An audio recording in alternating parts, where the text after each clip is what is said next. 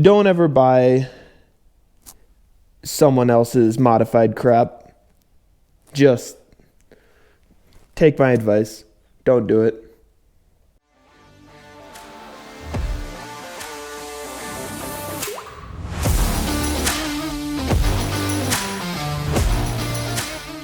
Hey YouTube, welcome back for episode 3 of the Camaro build.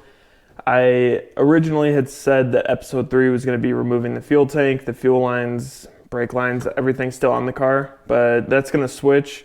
I'm going to take apart the rear end today. As you could see in the last video, the axles had a lot of in and out play. Everything that I've researched has said that is not good. I joined a few Facebook forums on Ford 9-inch rear ends, and everyone said that shouldn't be like that. So I'm going to take it apart. I'm going to see what the previous owner did to it that is causing that and put it back together after I have parts and everything, probably in a later video, and get it right. I'm assuming the in and out play of the rear end is causing a lot of the clunks. It seems like that would be the case. And it wasn't only in the passenger side axle that had the clunks either. It was the driver's side too. Not as bad, but still should not be there. So we're going to take it apart today, inspect it. That's going to be this video. I'm going to order the parts. I might need a shop to replace some bearings for me, but I don't know yet. We're going to see. So this video is going to be the disassembly of the Ford 9-inch rear end. I'll talk you guys through it as I go. Thanks for tuning in. If you guys missed the first or second episode, link in the corner. Last video, I pointed the wrong direction, so that should be fixed this time. Thanks for tuning in. Let's get to it.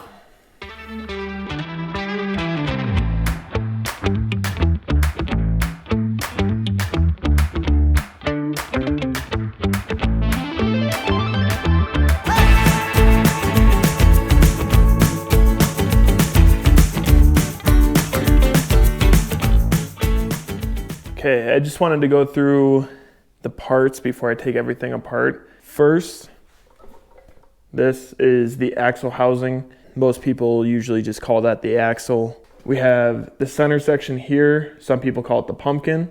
This has all the gear mechanism inside of it. And that's why people like these Ford 9-inch rear ends so much, is it's a quick swap to take the entire center section out.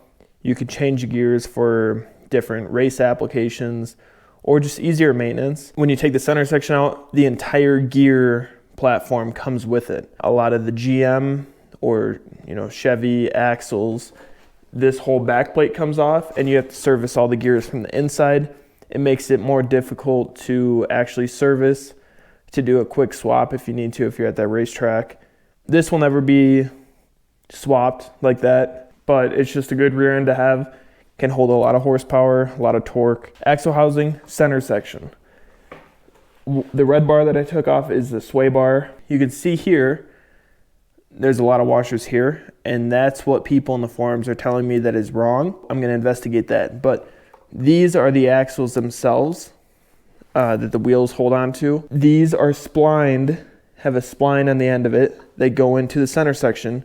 And that's how you convert your motor spinning and transmission spinning to your rear end driving. Axle, this black bracket right here is where the calipers go on to. I think this might need to change around a little bit. Yeah, apparently these axles are held in by a flange plate here. And that's also what makes these so strong. Chevy rear ends are attached to the center section using C-clips. So there is some in and out play. On these, there should not be any in and out play. And as you saw in the last video, it has some play. So I have to take apart all these bolts, get the axle out, and then inspect the bearings on the axle that actually ride on this outer surface here to see if those are in the right spot and if they need to be replaced. Let's get the axles out and then we can dive deeper into it. All right, so I think I found the issue. This gold plate right here should be all the way flush with the axle housing flange, the black piece right here. And as you can see, there's probably an 1/8 inch of gap there. That is why the previous owner put these washers in right here, because he didn't assemble it right. I was looking into this more, and it can't go any further. it's bottoming out here. The axles appear to be too long, these guys right here. So it would appear that the spline is going into the center section and bottoming out on the end. I looked into that more, and it's because the housing itself is 2 inches shorter than it should be. The previous owner, which this is done all the time, he cut the housing, he shortened it by an inch on both sides, and re-welded it so it would fit the car. But doing that, he did not shorten the axles. So what I'm gonna have to do, cut this end off, make sure it's still gonna be fine in the center section. That should take up all of the clearance that was here. I should be able to get a proper seal on the bearing. Bearing might still be good, rear end still seems to be good, but there needs to be some work to make this assemble properly and do it right. Don't ever buy someone else's modified crap. Take my advice, don't do it. Everything that the previous owner did on this car was not right. 80% done, and then he just threw it together. Just don't buy somebody else's stuff.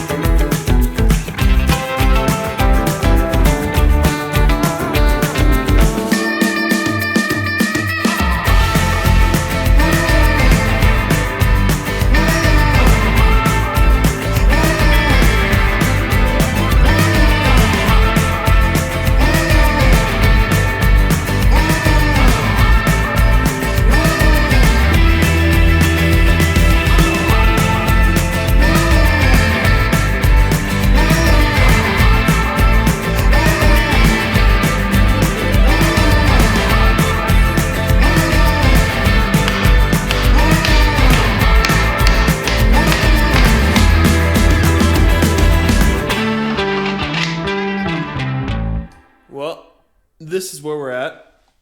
Rolly cart might have not been the best to take the axle out. Oil pan broke. And yeah, this is the center section. The pinion gear there, pinion and ring gear. Drive shaft goes to the pinion here. It spins. This gear mechanism makes your wheels turn. Came out of there. Yeah, I learned to never use black RTV to seal the center section on this. Terrible idea. It was a pain to get off. Left with a mess. This episode was a perfect example of why this is not a how-to. Don't do anything I just did. That was miserable. But episode 3 done. Episode 4, I don't even know what's next. I'm just done with today. See ya.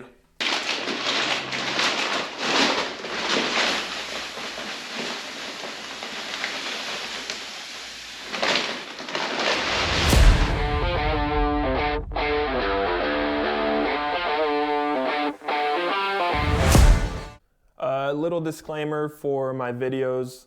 I am not a trained professional at all. I have never gone to school for being a mechanic. So I'm taking no liability if anyone gets hurt trying to do the stuff that I do. Some of this stuff can be very dangerous. Heavy parts, there's spring loads everywhere in the suspension that could be dangerous to take off. Just be safe, use the proper tools. Yeah, you can follow along, but this is not a how-to. This is just documenting what I am doing and hope everyone can enjoy it.